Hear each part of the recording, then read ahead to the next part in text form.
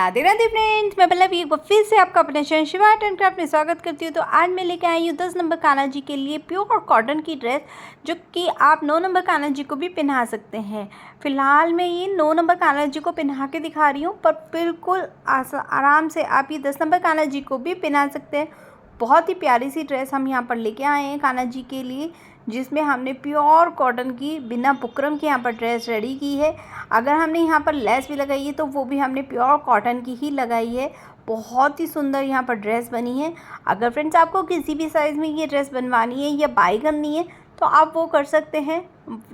मुझे व्हाट्सअप करके, मेरा व्हाट्सअप नंबर डिस्क्रिप्शन बॉक्स में डाला हुआ है। बहुत सुंदर सुंदर वीडियोस के लिंक भी डिस्क्रिप्शन बॉक्स में डाले हुए हैं अलग अलग तरह के, तो आप वो भी चेक कीजिएगा। और आपको वीडियो से रिलेटेड कोई भी परेशानी है तो आप मुझे कमेंट करके यहाँ पर भी और इंस्टाग्राम पर भी, दोनों जगह में से कहीं भी पूछ सकते हैं। मैं आपके क्यूरीज़ का जितनी जल्दी हो सकता है उतनी जल्दी रिप्लाई करूँगी।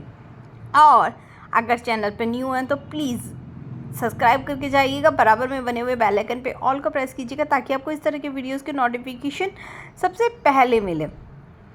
तो चलिए फिर इस वीडियो को बनाते हैं, ड्रेस को। तो इस ड्रेस को बनाने के लिए मैंने यहाँ पर कॉटन का, प्योर कॉटन का फैब्रिक ले लिया है।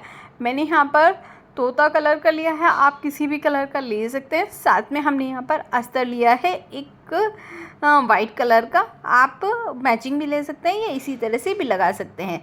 तो यहाँ देख सकते हैं इस तरह के प्रिंट का मैंने यहाँ पर फैब्रिक लिया है, प्योर कॉटन का फैब्रिक है। अब मैं आपको इसकी सबसे पहले लंबाई और चौड़ाई यहाँ पर बता देती हूँ। तो यहाँ पर मैंने जो इसकी चौड़ाई रखी है वो रखी है मैंने यहाँ पर 5 इंच, और जो मैंने इसकी लंबाई रखी है वो मैंने रखी है 44 इंच। आप इसे सभी साइज़ में बहुत आराम से बना सकते हैं, क्योंकि मैं इस तरह की वीडियोस पहले भी डाल चुकी हूँ 8 नंबर कान्हा जी के लिए, बहुत 4 नंबर कान्हा जी के लिए। तो आप मेरे चैनल पर जाकर विज़िट कीजिए और आपको हर तरह की ड्रेस के लिंक मिल जाएंगे। तो यहाँ पर ये हमारी लंबाई चौड़ाई का हमने ये ले लिया है। सेम लंबाई और चौड़ाई का मैंने ये अस्तर लिया है। ब्लाउज़ में लगने वाला जो अस्तर होता है वही है, खड़ा खड़ा इसलिए क्योंकि मैंने इसको वॉश नहीं किया है, इस वजह से ये खड़ा खड़ा है। बुकरम हम इसमें यूज़ नहीं करने वाले हैं। आप यहाँ पर लेस भी स्किप कर सकते हैं। तो अब हमने यहाँ पर इसकी नेफा काटा है सबसे पहले, जो कि इसमें लगेगा। तो वो हमने काटा है 11 इंच लंबा और 1.5 इंच चौड़ा। हमने यहाँ पर इसका नेफा काट लिया है। अब साथ में हमने यहाँ पर इसकी चोली भी कटिंग कर ली है। तो चोली के लिए हमें यहाँ पर आपको 5 इंच लंबी और 4 इंच चौड़ी यहाँ पर एक पट्टी काटनी होगी। डिज़ाइन आप अपने हिसाब से काट सकते हैं। और ऊपर हमें बेल्ट बांधने की, जो आपने देखा होगा वो बांधने की लेनी है, जिसकी लंबाई हमने 10 इंच और चौड़ाई हमने यहाँ पर 1.5 इंच रखी है। तो ये मैंने रखा है सारा कपड़ा। सबसे पहले हमें चौड़ाई में थोड़ी सी कटिंग करनी होगी, तो मैंने इसको डबल फोल्ड करके इस तरह से 4 फोल्ड कर लिया है। हमें ज़्यादा कुछ भी कटिंग नहीं करनी है, नीचे से तो हमें इसी बराबर रखना है, बस हल्का सा ऊपर 2.25 इंच का निशान लगाना है, वो भी आधे मिड में से, यानी जो हमारी 4 इंच की पट्टी है 2 इंच से हमें यहाँ पर कॉर्नर पे बिल्कुल गले के लिए निशान लगाना है, और कहीं भी हमें इसमें ज़रा सी भी कटिंग नहीं करनी है। तो इस तरह से ये हमारी चोली की कटिंग हो गई है। अब हम यहाँ पर अपनी पगड़ी की भी कटिंग कर लेते हैं साथ में। तो यहाँ पर पगड़ी के लिए मैंने लिया है 15 इंच साढ़े 15 इंच लंबा, 15.25 यानी 15.25 इंच, यानी 15 में हल्का सा ज़्यादा, और 3.5 इंच चौड़ा मैंने यहाँ पर एक कपड़ा ले लिया है, जिसमें हम अस्तर वस्तर कुछ भी नहीं लगाने वाले, सिंपल ऐसे ही, सिर्फ अस्तर आपका है ना घेरे में लगने वाला है। अब हम क्या करने वाले हैं, अस्तर के ऊपर अपने सीधे पार्ट को रखेंगे। ये बेसिकली मेरे पास है ना ऊपर की तरफ उल्टा पार्ट है, तो सीधा पार्ट मैंने अस्तर के ऊपर यहाँ पर इस तरह से रख दिया, और मैं इसको है ना 3 साइड से सिलाई कर लूँगी इस तरह से, और दूसरी साइड भी चौड़ाई वाले पार्ट पर, ऊपर लंबाई वाले पार्ट पर हमें सिलाई नहीं करनी है, उसको हम खुद ऐसे ही छोड़ देंगे। पक्का करते हुए हम सिलाई को स्टार्ट करेंगे, और एक पैर की दूरी पर हम यहाँ पर सिलाई लगाते चले जाएंगे। तो ये देखिए एक पैर की दूरी पर मैं यहाँ पर सिलाई लगाती जा रही हूँ। तो 3 साइड में इसको इसी तरह से कवर अप कर लूँगी। तो इस तरह से हम ये कर लेंगे। अब इसको सीधा करेंगे, दोनों कॉर्नर को अच्छी तरह से लगा के अपनी नाखून की सहायता से इसको प्रेस कर लेंगे, क्योंकि प्योर कॉटन का कपड़ा होने की वजह से ये कहीं भी खिसकेगा नहीं। और फिर किनारे पे अब हम चारों साइड सिलाई लगा लेंगे। नीचे की साइड हमें लेस लगानी है कॉटन की, अगर आप स्किप करना चाहते हैं तो स्किप भी कर सकते हैं। मैं यहाँ पर लेस लगा रही हूँ कॉटन की मैचिंग, और साथ में इस पर सिलाई लेस भी लग रही है और नीचे की साइड सिलाई भी लग रही है। तो इस तरह से मैं यहाँ पर सिलाई कर लूँगी ताकि इसकी ड्रेस की लुक और भी सुंदर उभर के आए। तो मैं सिर्फ एक ही साइड लगाने वाली हूँ और 3 साइड हम ऐसे ही नॉर्मल सिलाई कर लेंगे। ये देखिए, अब ऊपर की साइड भी मैंने 1 पैर की दूरी पर यहाँ पर सिलाई पूरे पे कर ली है। तो अब इस तरह से हम यहाँ पर पूरे पे सिलाई कर लेंगे और इसको पूरा का पूरा कंप्लीट बंद कर लेंगे। वहीं से ही हमें अब यहाँ पर प्लेट डालनी है। तो किनारे पे से ना 1.5 इंच की दूरी पर मैं इस तरह से प्लेट बनाऊंगी और मशीन के पैरों की तरफ इसको इस तरह से डाल दूंगी। अब हम दूसरी प्लेट बनाएंगे इसी तरह से 1.5 इंच की दूरी पर, और पहली प्लेट के ऊपर रखेंगे। 0.25 इंच की दूरी से दूरी पर हमें रखना होगा। सभी प्लेटों को एक समान हमें दूरी पर रखना होगा और नीचे से बिल्कुल इक्वल करते हुए हम यहाँ पर सिलाई लगा देंगे आधा इंच की दूरी पर। तो अब इसी तरह से फिर से मैं यहाँ पर प्लेट बनाऊंगी, जिस तरह से अभी हम बना रहे थे इसी तरह से हम यहाँ पर प्लेट बनाते चले जाएंगे और आखिरी तक पूरा प्लेट बनाकर इसको ख़त्म करेंगे। तो यहाँ पर जो मुझे कमर रखनी है ना, वो 7.5 इंच रखनी है। अगर आपकी कमर बराबर नहीं आती है तो वो सबसे अच्छा तरीका है कि आप है ना 1.5 इंच की दूरी पर निशान लगा लीजिए इंची टेप की सहायता से। और तो आपके यहाँ पर बिल्कुल इक्वल प्लेट डलेंगी और आपको किसी भी तरह की यहाँ पर परेशानी को सफ़र नहीं करना पड़ेगा। बिगनर्स के लिए बहुत अच्छी ट्रिक है ये कि आप पहले पूरी उसमें निशान लगा लीजिए और फिर उसके बाद एक दोबारा से मैं सिलाई लगाकर मैं उसको कट कर लूँगी। ऊपर के कपड़े को हम यहाँ से एक्स्ट्रा कपड़े को जो है निकाल लेंगे और बिल्कुल इक्वल में इसको कर लूँगी घेरे को, और ये इस तरह से हम यहाँ पर इक्वल कर लेंगे। अब मैं आपको अपनी कमर दिखा देती हूँ कि जो मैंने बोली थी वो आई है या नहीं आई है। तो मेरी यहाँ पर जो कमर आई है बिल्कुल परफेक्ट 7.5 आई है, यानी 7.5 इंच यहाँ पर मेरी पूरी कमर यहाँ पर आई है। अब मैंने जो 10 इंच वाली पट्टी है वो ले ली है, उसको मैं अब इसके ऊपर लगाऊंगी। जो मैंने नेफे के लिए 1.5 इंच ही काटी थी, ये देखिए उल्टे पार्ट पर मैंने सीधा पार्ट रख लिया है। आधा इंच बाहर की तरफ मैंने निकाल के रखा है और अब मैं यहाँ पर इसको इस तरह से सीलते हुए चल जाऊँगी और एक्स्ट्रा कपड़े को यहाँ से निकाल दूँगी। स्टार्टिंग में हम वो पक्का करते हुए सीलेंगे और एंडिंग में भी पक्का करते हुए इसको एक्स्ट्रा कपड़े को मैं यहाँ से निकाल दूँगी। अब हम इसको सीधी की तरफ कर लेंगे, जो हमारा एक्स्ट्रा पार्ट है उसके अंदर की तरफ फोल्ड करेंगे, ऊपर से हल्का सा नीचे की तरफ फोल्ड करेंगे। देखिए दोबारा से देख लीजिए, नीचे की तरफ ज़रा सा फोल्ड किया और फिर कपड़े को फिर बिल्कुल फोल्ड यहाँ पर कर देंगे, तो जिससे क्या हमारी सारी सिलाइयाँ भी छिप जाएंगी। और बीच में हम इस तरह की डोरी यहाँ पर रख लेंगे। अगर आपके पास नहीं है तो आप हाथ से बना के भी डाल सकते हैं, ऐसा नहीं है कि आपको इसी तरह की डालनी होगी। नीचे किनारे पे सिलाई लगानी है, डोरी पे आपको सिलाई नहीं लगानी है। पक्का करते हुए स्टार्ट करेंगे फिर से हम, और इसको बिल्कुल नीचे किनारे पर सिलाई लगाते चल जाएंगे। एंडिंग में भी हमें जैसे हमने स्टार्टिंग में किया था वैसे ही करना है कपड़े को, और सभी को निकाल कर मैंने ये देखिए घेरा सिल लिया है। अब मैं इसमें ना वेल्को लगा रही हूँ। आप इसे चिपकन भी बोलते हैं, क्या बोलते हैं मुझे नहीं पता, कमेंट करके मुझे ज़रूर बताना आप यहाँ पे क्या बोलते हैं इसको।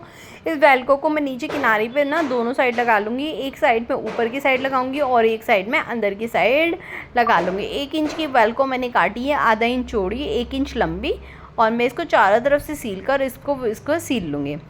अब मुझे डोरियों को भी सिक्योर करना है, तो उसके लिए मैंने है ना 2 इंच लंबे और 2 इंच चौड़े मैंने 2 पीस काट लिए हैं। देखिए 2 इंच लंबा और 2 इंच ही मेरा यहाँ पर चौड़ा है, 2 पीस इस तरह के काट लिए हैं।